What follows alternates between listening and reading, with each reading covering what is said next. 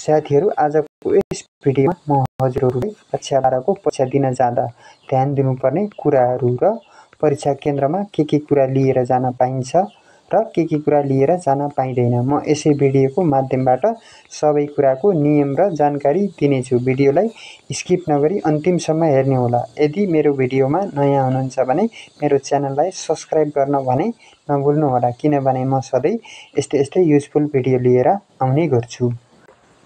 साथीहरू, कक्षा 12 को परीक्षा दिने विद्यार्थीले जान्नै पर्ने बोर्डका नियम र थप केही महत्त्वपूर्ण जानकारीहरू यहाँ देख्न सक्नुहुन्छ। कक्षा 12 को वार्षिक परीक्षा समय तालिका।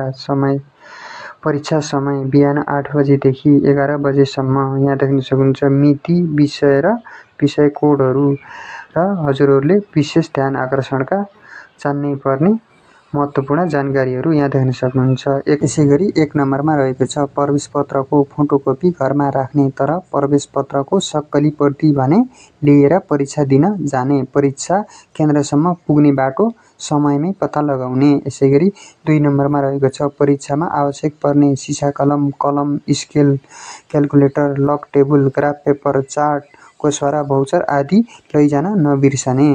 यसैगरी 3 नम्बरमा रहेको छ परीक्षा दिन जाँदा सधैँ तनावरहित मस्तिष्क लिएर जाने, साथै आधा घण्टा पहिले नै परीक्षा केन्द्रमा पुग्ने। यसैगरी 4 नम्बरमा रहेको छ परीक्षामा जाँदा सहयोगी सामग्री नलैजाने, साथै प्रवेश पत्रमा केही नलेख्ने। यसैगरी 5 नम्बरमा रहेको छ परीक्षामा मोबाइल फोन, स्मार्ट घडी लगायत अन्य इलेक्ट्रोनिक्स डिभाइसहरू नलैजाने। यसैगरी 6 नम्बरमा रहेको छ परीक्षाको समयमा खानपान र रहनसहनमा निकै ध्यान दिने। यसैगरी 7 नम्बरमा रहेको छ परीक्षामा जाँदा विद्यालयको पोसाक अनिवार्य रूपमा लगाउने र आफ्नो विद्यालयको इज्जत र गरिमामा आँच आउने कुनै पनि क्रियाकलाप नगर्ने। यसैगरी 8 नम्बरमा रहेको छ प्रवेश पत्र पछाडि लेखिएको सम्पूर्ण निर्देशनको पालना गर्ने। यसैगरी 9 नम्बरमा रहेको छ परीक्षार्थीले परीक्षामा शिक्षक र कर्मचारीप्रति मर्यादित व्यवहार देखाउने।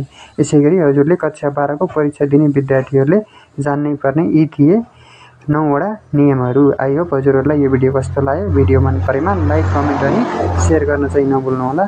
धन्यवाद।